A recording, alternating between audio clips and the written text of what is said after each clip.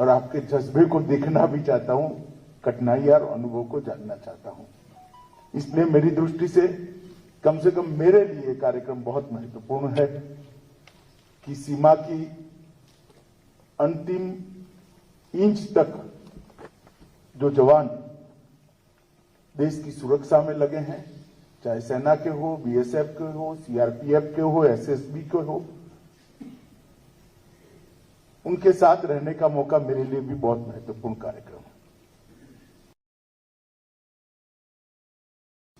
इस महत्वपूर्ण कार्यक्रम में उपस्थित श्री मनोज सिन्हा साहब, जो आज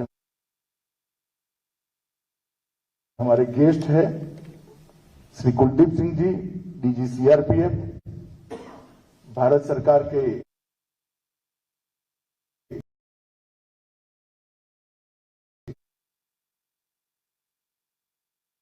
गृह सचिव श्री अजय कुमार भल्ला जी, राजीव राय भटनागर जी, डीआईबी श्री अरविंद कुमार जी, जम्मू कश्मीर सरकार के चीफ सेक्रेटरी ए.के. मेहता जी,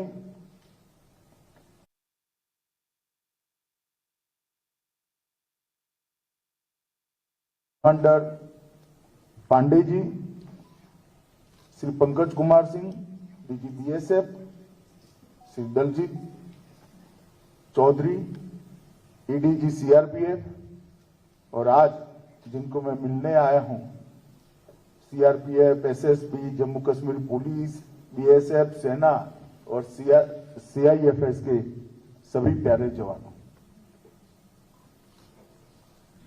आज का ये कार्यक्रम मेरे 3 दिन के जम्मू कश्मीर के दौरे का अंतिम कार्यक्रम,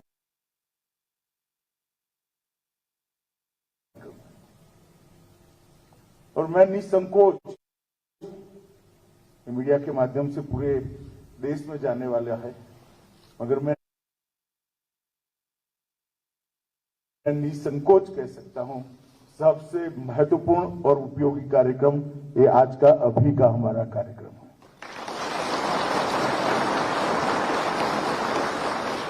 क्योंकि पहले भी मैं गुजरात सरकार में गृह मंत्री था। गुजरात में एक सरहदी सुरक्षा विभाग भी हुआ करता है, सरहदी सुरक्षा विभाग का भी मंत्री था। उस वक्त कच्छ की सीमाओं पर बीएसएफ के जवानों को मोर्चा संभालते हुए, देश की सुरक्षा करते हुए मैंने देखा है। हमारे यहां एक बहुत कठिन क्षेत्र है, बॉर्डर पर फेंसिंग हो जाने के बाद हरियाणी नाला का जो हमारे यहाँ एक क्षेत्र है, बहुत कठिन क्षेत्र है, और जिस मुस्तैदी के साथ दिन रात देखे बगैर मूसलाधार बारिश हो या चिलचिलाती धूप हो या हड्डियां गलाने वाली ठंड हो, बीएसएफ के जवानों को मैंने वहां तैनात देखा है। उस वक्त से मैं मानता हूं कि आप लोग -43 डिग्री टेम्परेचर से +43 डिग्री टेम्परेचर में राउंड द क्लॉक 24 घंटे देश की सुरक्षा के लिए अलग अलग जगह पे मुस्तैद है। इसीलिए रात को देश सो सकता है, इसीलिए देश चैन की नींद सो सकता है।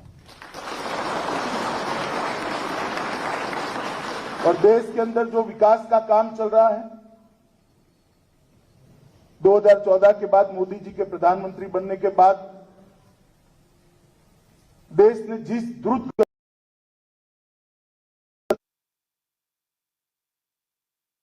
कि कुछ ही समय के अंदर दुनिया की सभी अर्थतंत्र में भारत अपना स्थान मजबूत से मजबूत जगह पर अंकित कर लेगा। 11वें नंबर पर हम थे 2014 में, आज छठे 5वें पर हम आगे पीछे होते हैं, मगर मुझे भरोसा है 2024 तक हम 3 नंबर पर निश्चित पहुंच जाएंगे और ये बहुत बढ़िया मकाम माना जाएगा। और ये जो आर्थिक विकास हो रहा है देश भर के अंदर, इंफ्रास्ट्रक्चर से लेकर इंडस्ट्रियल डेवलपमेंट से लेकर देश के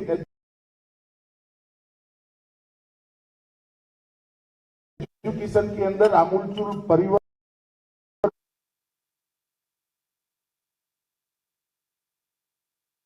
से लेकर कई क्षेत्रों में, मैन्युफैक्चरिंग में भी बहुत बड़े बदलाव आ रहे हैं।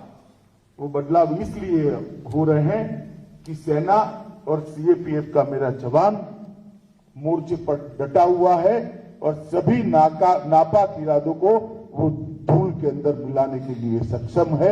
इसलिए देश में डेवलपमेंट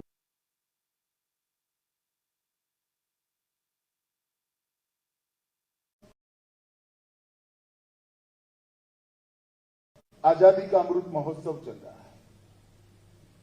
हमारे आजादी के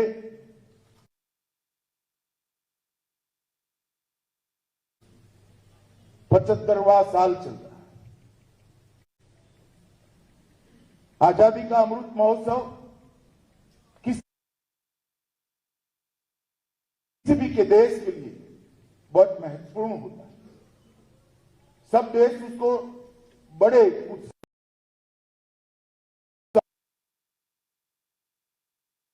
आजादी के अमृत महोत्सव को मनाने का फैसला किया है। हम उत्साह के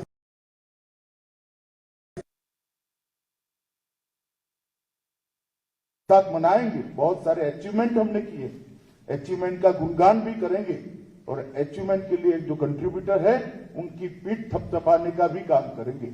परंतु इसके साथ साथ आजादी का अमृत महोत्सव हम सब के लिए, जब आजादी के 100 साल होंगे तब भारत कहां होगा, इसके लक्ष्य तय करने का भी समय है।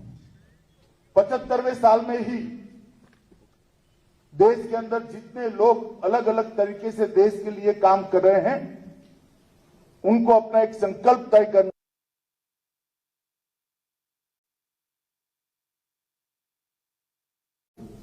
तो आजादी के 100 साल होंगे तब देश कहां होगा, हर क्षेत्र के अंदर ये तय करना, इसका संकल्प लेना, इसका लक्ष्य निश्चित करने का हमारे लिए साल है। मैं यहां पर आप लोगों को कोई लक्ष्य देने नहीं आया हूं।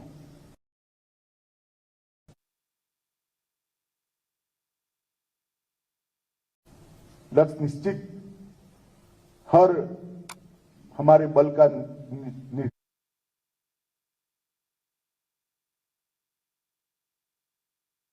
है।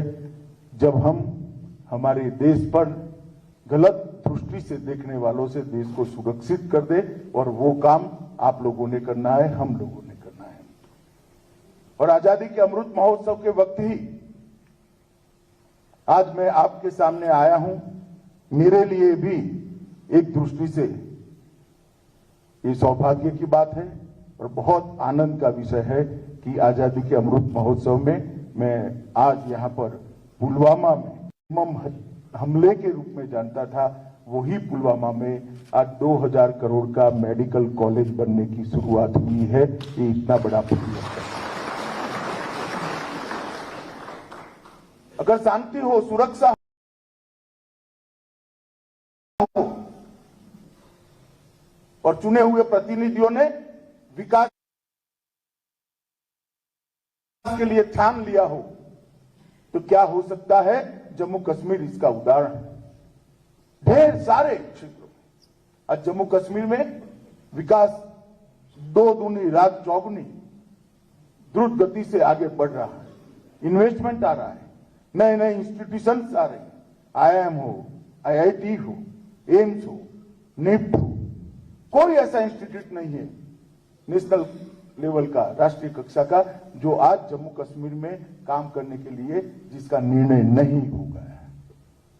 जम्मू कश्मीर को हर दृष्टि से बदलने की शुरुआत हुई और मुझे पूरा भरोसा है जब मोदी जी का ये स्वप्न जम्मू कश्मीर के विकास का समाप्त होगा, हम सफलतापूर्वक इस रास्ते पर आगे बढ़ेंगे। यहां पर हमेशा के लिए अमन, चैन और शांति का भी हम प्रादुर्भाव देखेंगे। इसको हम अपने जीवन काल में ही देख पाएंगे, मुझे पूरा भरोसा है। मित्रों, कानून और व्यवस्था की परिस्थिति भी बहुत सुधरी है। मैं कोई बहुत आंकड़े देना नहीं चाहता, परंतु इतना जरूर बताना चाहता हूं, मैं 90 के दशक में भी आपको ले जाना नहीं चाहता, जब यहां पर चरम सीमा पर था। सिर्फ 2004 से 2014 का 10 साल का एवरेज देना चाहता हूं। आम नागरिकों का मृत्यु उस वक्त कुल 10 साल में 2081 हुआ था, तो 208 आम नागरिक सालाना मारे जाते थे और सुरक्षा बलों के 105 जवान मारे जाते थे। और 2014 से लेकर 2021 तक ये आंकड़े हम देखें तो सुरक्षा बल के जवानों में शहीद होने वालों की संख्या 105 से घटकर 60 पर रह गई है और नागरिकों को मारने की घटनाओं की संख्या और व्यक्तियों को मारे जाने की संख्या 208 से घटकर केवल 30 रह गई। ये बताता है इस फैसले को जम्मू कश्मीर के अवाम ने भी स्वीकारा है और आपकी मुस्तैदी ऐसी है कि इसमें खलल डालने वाले सफल नहीं होते हैं। चाहे जम्मू कश्मीर पुलिस हो, मेनली सीआरपीएफ, जहां तक बॉर्डर की सुरक्षा का सवाल है सेना और बीएसएफ, एयरपोर्ट की सुरक्षा का सवाल है सीआईएफएस, मदद में एसएसबी के भी जवान यहां पर लगे हैं। इस सबने मिलकर कानून और व्यवस्था की परिस्थिति को बहुत अच्छे तरीके से संभाला है। इसलिए मैं देश के गृह मंत्री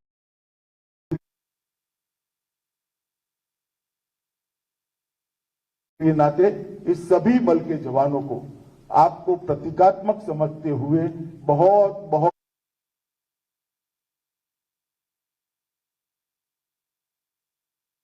साधुवाद और उनको अभिनंदन देना चाहता हूं कि आपने बहुत अच्छा काम किया है।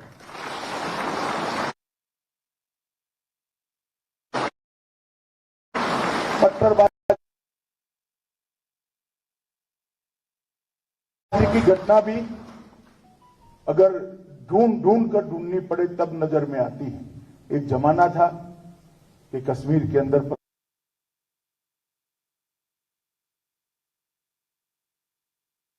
पत्थरबाजी आम, आज पत्थरबाजी की घटनाओं में भी बहुत कमी आई। मगर मैं आज आपको कहना चाहता हूं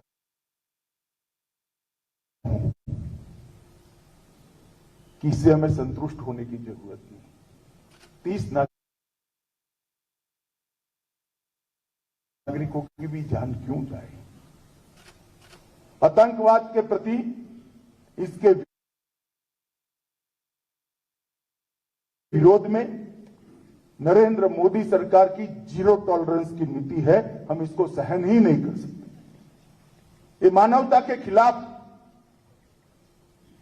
और जो लोग इस गतिविधि में लिप्त हैं वो जघन्य कृत्य कर रहे हैं और उससे आम जनता को बचाना, कश्मीर को बचाना और उनको सुरक्षित रखना हमारी प्राथमिकता होनी चाहिए, हमारी प्रायोरिटी होनी चाहिए।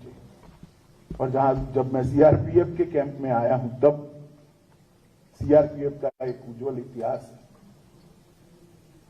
अभी पुलिस दिन गया है, अभी गया है। सभी सीएपीएफ और सभी राज्यों की पुलिस के लगभग 36,000 से थोड़े कम मगर 36,000 कह सकते हैं, इतने जवानों ने अपना सर्वोच्च बलिदान इस देश की कानून और व्यवस्था और आंतरिक सुरक्षा को संभालने के लिए दिया है। सीआरपीएफ के भी 2200 से ज्यादा जवान शहादत को खुद ही निमंत्रण देते हुए इस देश के लिए सर्वोच्च बलिदान दिया है। हम उसको भुला नहीं सकते। कल सुबह मैं जाने से पहले शहीद स्मारक पर सभी देश के पुलिस बल के जितने भी जवान शहीद हुए हैं उनको प्रतीकात्मक रूप से सीआरपीएफ के शहीद स्मारक पर श्रद्धांजलि देकर ही यहां से जाऊंगा। मित्रों, मैं एक और चीज की ओर आप सबका ध्यान दिलाना चाहता हूं। नरेंद्र मोदी सरकार ने सीएपीएफ के जवानों के लिए ढेर सारे काम करे। 1300 मकान बनाए, कई पोस्ट बनाई है, कई बंकर बनाए हैं, कई प्रकार के छोटे छोटे सुधार भी किए हैं। हालांकि इससे आपकी सभी तकलीफें दूर हो गई ऐसा मैं नहीं मानता, परंतु काफी गति बढ़ाई। भारत के वीर के अंदर कोविड की ड्यूटी करते, मतलब कोविड के खिलाफ लड़ाई की ड्यूटी करते करते जो जवान हमारे बीच में नहीं रहे, उनको भी शहीद का स्टेटस देकर हमने भारत के वीर से कंट्रीब्यूशन उनको देने का तय किया। परंतु एक चीज पर मैं आपका जरूर ध्यान दिलाना चाहता हूं, और मुझे इसमें यहां पर जो सारे डीजी भी बैठे हैं और सारे जवान भी और आईजी कक्षा के, एडिशनल डीजी कक्षा के अधिकारी भी बैठे हैं, मैं सबको कहना चाहता हूं कि अभी हमने शुरू किया है आयुष्मान सीएपीएफ का कार्ड देना। वैसे तो कुछ महीना इसमें थोड़े लेट हो गए हैं, मगर अब इसमें कोई गतिरोध नहीं। मेरा आग्रह है कि हर जवान को 2 कार्ड दिए जाए, एक जवान अपने पास रखेगा और एक अपने परिवार में दे देगा। भगवान न करे आपके परिवार में कोई भी बीमारी आती है या इस प्रकार की आफत आती है, तो आयुष्मान भारत कार्ड से आप अनलिमिटेड आपके परिवार का सारा मेडिकल का खर्चा दिए बगैर पूरा उपचार कर सकते हो। कोई बिल देने की जरूरत नहीं है, कोई एप्लीकेशन देने की जरूरत नहीं, कोई धक्का खाने की जरूरत नहीं, कोई जरूरत नहीं। ना आपको बिल अप्रूव कराने के लिए यहां इतने सारे कागज जमा कराने, कुछ नहीं कराना है। घर में एक कार्ड दे देना है। एक कार्ड के अंदर ही इनबिल्ट होंगे आपके सारे परिवारजनों के नाम, सारे परिवारजनों के नाम, और वहीं पर वो स्वैप कर पाएंगे। तो मित्रों, मेरा आप सबसे आग्रह है कि इसके इम्प्लीमेंटेशन के लिए विशेषकर जो अधिकारीगण वो पूरा ध्यान दे और उसको नीचे तक परकोलेट करें। क्योंकि जब आप यहां सीमा पर होते हो, पुलवामा जैसी जगह पे होते हो, जम्मू कश्मीर में पोस्टिंग होता है, तो भारत सरकार का दायित्व है कि आपके परिवार की चिंता आप पर नहीं होनी चाहिए, भारत सरकार पर होनी चाहिए। और ये संवेदनशीलता के साथ हमने इस योजना को लागू किया है। मित्रों, मैं बहुत ज्यादा बात करना नहीं चाहता। फिर से एक बार जिस मुस्तैदी के साथ आपने जम्मू कश्मीर सेक्टर हो या वामपंथी उग्रवाद का हो या नॉर्थ ईस्ट का, सभी सेक्टरों में मोर्चा संभाला है, कम से कम मैं तो आश्वस्त हूं कि सीआरपीएफ का डिप्लॉयमेंट है, कुछ नहीं होने वाला है। देश में कभी भी कहीं पर भी दंगे हालांकि अब कम होते हैं, अच्छाई है कम होते हैं, मगर कहीं भी दंगे होते हैं, चुनाव होता है, तो राज्य के मुख्यमंत्री का फोन आएगा तो मुझे तुरंत कहेगा, भाई साहब रैपिड एक्शन फोर्स और सीआरपीएफ को भेजिएगा। ये जो क्रेडिबिलिटी बनाई है हमारे लोगों ने, ये विश्वसनीयता जो खड़ी की है, एक कठोर परिश्रम और बलिदानी जज्बे के कारण खड़ी हुई है। मेरा आप सबको आज विनंती भी है कि परंपरा को हम आगे बढ़ाएं और उज्जवल बनाएं, और आने वाले दिनों में अच्छे से अच्छी पढ़ाई लिखाई करने वाला व्यक्ति भी सीएपीएफ में ज्वाइन करने के लिए अपने आप को देश की सेवा का जरिया समझते हुए समर्पित करे। इस प्रकार का उज्जवल इतिहास हम सभी सीएपीएफ का बनाएं।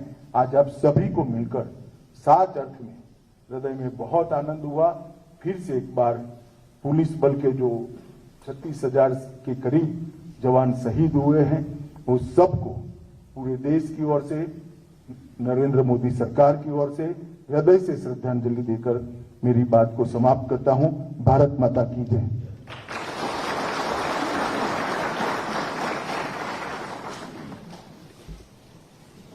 धन्यवाद महोदय। आपके